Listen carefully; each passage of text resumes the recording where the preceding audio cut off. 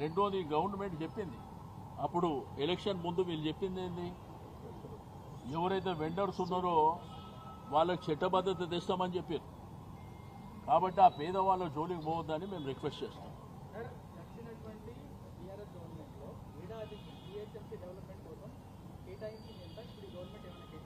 ఇప్పుడు గవర్నమెంట్ లెక్కలు నేనేడికి తెచ్చి చెప్పాలమ్మా, ఉండొచ్చు. ఇప్పుడు లెక్కలన్నీ ఇక్కడనే ఉంటాయి కదా, మీరు తీసుకోండి.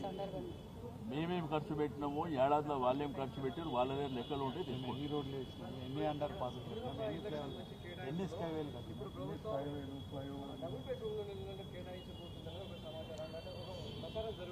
నేనేమంటున్నా అంటే అక్కడ లోకల్గా కూడా మిస్గైడ్ చేస్తూ అప్లికేషన్ ఫామ్స్ ఏవైతే కలెక్ట్ చేస్తున్నారో అవి వేల సంఖ్యలో వస్తున్నాయి.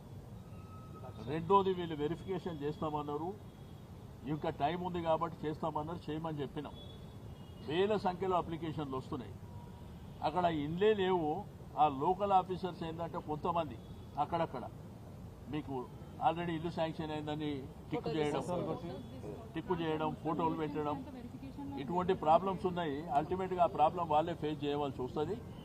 అక్కడ ఇందిరమ్మ ఇళ్ల విషయంలో కానీ, రెండోది రేషన్ కార్డుల విషయంలో మేమందరం చెప్పేది ఒకటే, గవర్నమెంట్ మంచి కార్యక్రమం చేస్తే సపోర్ట్ చేస్తాం.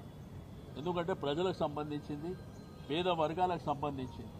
అందుకే మేము ఎక్కడ గలాటలు చేయడమో లేకపోతే ఇబ్బంది పెట్టడమో అటువంటి కార్యక్రమాలు మేము ఎక్కడ చేయం.